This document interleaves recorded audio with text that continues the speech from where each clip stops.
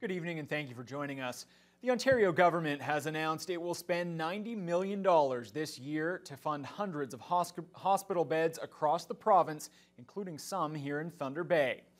It's unclear exactly how much of that money is earmarked for the city, but a St. Joseph's Care Group official has confirmed it will be used to maintain the alternate level of care beds at Hogarth Riverview Manor.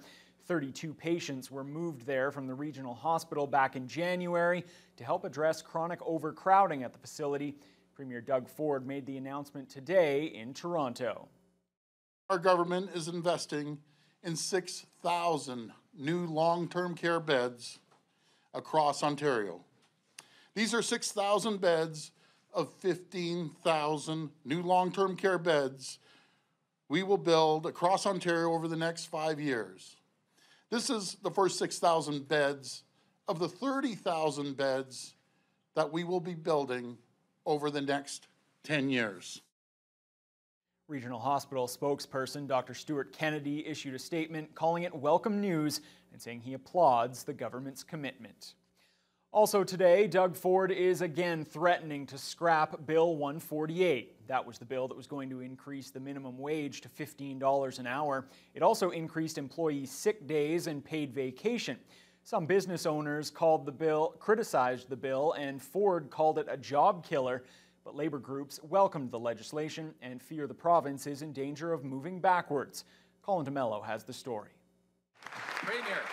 Premier Doug Ford isn't backing down on Bill 148. Bill 148 is a failed Liberal policy that is driving jobs and investment out of Ontario. Saying the sweeping labor reforms brought in under the previous Liberal government hurts frontline workers. I'll tell you, Bill 148 is the worst bill for the frontline, hardworking people this province has ever seen. The law leveled the playing field for part-time and contract employees, creating equal pay for equal work, mandating guaranteed vacation time, and giving workers 2 paid emergency leave days. I've been talking about sick days, I've been talking about emergency leave, and I certainly haven't heard the Premier once stand up for everyday working people and say they deserve a fair shake. The bill would have also increased minimum wage to $15 an hour, which the government says it will pause at $14 an hour. Workers say it would have been significant. Right now, I'm making $14 an hour, and I can barely pay for my rent in Toronto. And it was really nice for it to even come up to 14, and that extra dollar per hour per week is actually very helpful. But the Premier says minimum wage is being supported. We're actually protecting the minimum wage. We aren't touching the minimum wage. We're going to make sure we attract investment. The opposition says its fears is no raises for the foreseeable future. And it should be noted that as of now, the government hasn't done anything yet to Bill 148. It was passed into law by the former Liberal government, meaning the PCs will have to introduce new legislation to undo it. Charges have now been laid in connection with that hostage taking at the Kenora jail last month. On September 14th, corrections officer John Santoris was handcuffed to a bed and assaulted by a group of inmates. Crisis negotiators managed to secure his release about 2 hours later. TBT News had initially been told by one of the guards off camera that 4 prisoners were involved. However, the OPP has now charged 7 inmates, ranging in age from 19 to 35. The charges include hostage taking, 12 counts of assaulting a peace officer, disarming a peace officer, unauthorized possession of a weapon, and uttering threats. All 7 accused will appear in court in Kenora at a later date. Meanwhile, emergency crews were back at the facility on Monday after several inmates lit small fires in their cells. 2 staff members were sent to hospital for smoke inhalation, and a crisis intervention team was brought in to remove the inmates. Ministry officials say this latest incident took place in a secure part of the complex, and the surrounding community was not at risk. Thunder Bay Police have produced a video meant to help the public better understand the fight against gang activity in the city. The video has already been viewed more than 30,000 times on social media. It covers everything from gang recruitment to how media releases are issued by the police. Shane Pasquino reports. They're looking at vulnerable areas within the city. We have a high substance abuse issue within the city, alcohol abuse issues within the city. They have been targeting these types of persons or areas. They move into their residence and basically start taking over the residence and selling their drugs. It's without question that the recent string of gang activity has been a problem in Thunder Bay, and Thunder Bay police are reaching out on social media to try and answer the many questions and concerns from the public. The video, which is just over 5 minutes in length, shows Detective Inspector Ryan Hughes explaining a number of different issues relating to gang activity. The information that we've been gathering and what we've heard, it's they're not recruiting gang members here. They are taking advantage of people. People are indebted to them, so they'll sell drugs for them at a lower level. They are making a lot of money up here, so they keep it within their gang. It's a very structured organization where they have bosses and workers. Hughes also says social media has become a problem in that information will be posted online without any accredited sources to back them up. A comment is made on social media, which it snowballs. There's no sourcing of it, so we don't know if it's true. People on the other end of the social media don't know if it's true, and it goes in all different directions, and it's really hard for the police to attempt to investigate it when there's so many different avenues of what is being said in social media. Hughes adds that media releases are issued for a number of different reasons, whether it be for safety of the public, missing persons, or to try and help the police gather more information. Police are reminding the public if they see anything suspicious or out of the ordinary to contact them immediately. Shane Pasquino, TBT News. City police are asking for the public help to find a missing boy. 14-year-old Jesse Mackey was reported missing to police on September 27th. He was then seen by a family member on Monday of this week and may also have been spotted yesterday near St. Martin's School. Jesse is described as 5'11" with a thin build. He has medium-length, straight brown hair and brown eyes. When last seen, he was wearing a black hoodie and white shoes. Anyone with information on the whereabouts of Jesse Mackey is asked to contact Thunder Bay Police. And police are also looking for a missing woman. Thunder Bay Police are asking for help to find 25-year-old Taylor Rowe. She's described as 5'3" with a thin build, straight black hair, and blue eyes.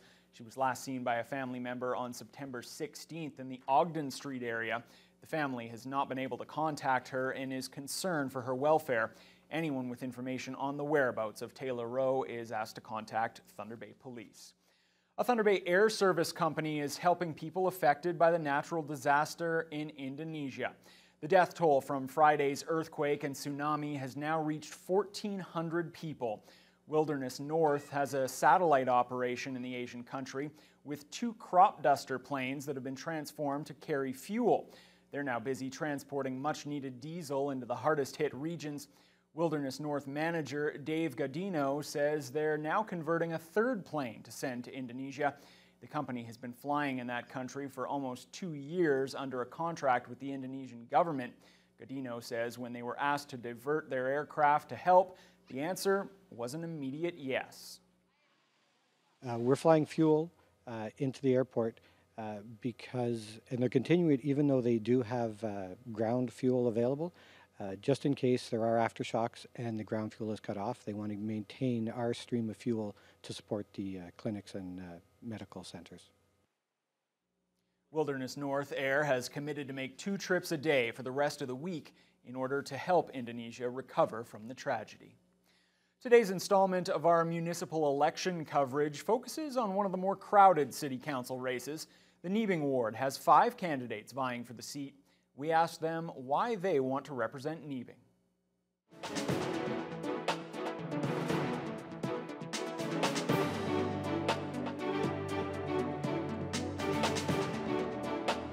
It's time for a new generation of community leaders here in Thunder Bay. I think over the past decade at least, I think the city has taken a lot of reputational hits.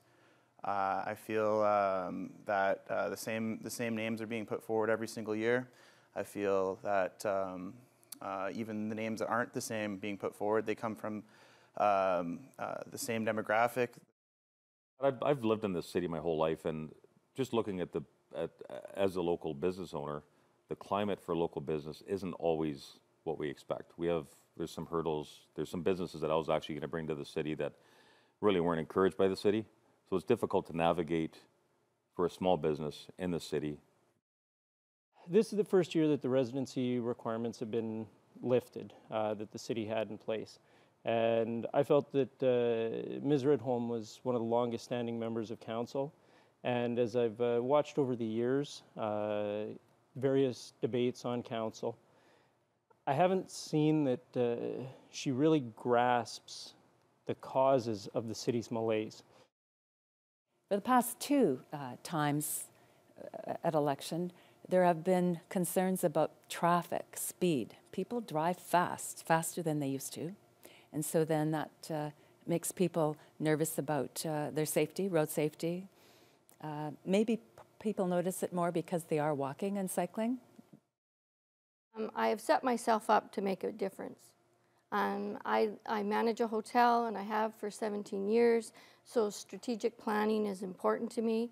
I sit on the Community Economic Development Corporation, and that is industry building and bringing business and industry to Thunder Bay.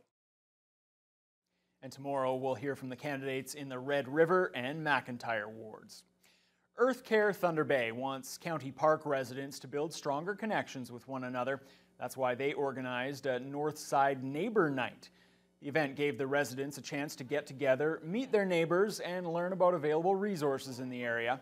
Sustainability Coordinator Amy Coombs says in the face of climate change, people rely on those closest to them, so it's important to get to know those who live right nearby. So we were looking at how to engage neighborhoods and build more strong, resilient neighborhoods. And one of the first things that came to mind was go to the neighborhood and get them out, get them getting to know each other. Just in case of an emergency, you have people to rely on. I think it helps foster a sense of community. You get to know your neighbors, you get to see who lives around you that you may not have necessarily known. It spreads information about programs and services in the community, which is always important to know about, what resources you can access, and it's a good time for the kids. The event included free food, activities, and informational booths from organizations like Thunder Bay Recycling, Early On Child and Family Center, and Eco-Active Neighborhoods. There's a similar event happening on the south side of the city outside the West Thunder Community Center on October 10th. Well, two events that attract creative people are joining forces. ThunderCon and The Hunger are both scheduled for the weekend before Halloween. The partnership between the two events was announced today at the Definitely Superior Art Gallery.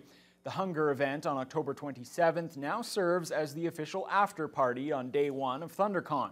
With upwards of 4,500 people at ThunderCon and 3,000 that typically attend The Hunger, both groups hope to broaden their reach and allow all the creative costumes to be seen by the public. Organizers say it was a perfect fit for events that attract a similar demographic. Our audience starts to have kids, they have families. So they're going to ThunderCon in the day, and they've also been to The Hunger at night already. And they still want to come, right? So if they can fix in their mind they're on the same weekend, they can arrange their babysitting earlier. And we knew that The Hunger was such a popular event. We were thinking, oh no, we're going to be competing. But then when Definitely Superior reached out and said, hey, how about rather than splitting forces, let's join forces. We're like, oh my goodness, what a great idea. And because the demographic is so similar, it's a natural. This will be the 13th edition of The Hunger, while ThunderCon is in its 4th year. Well, Fiona,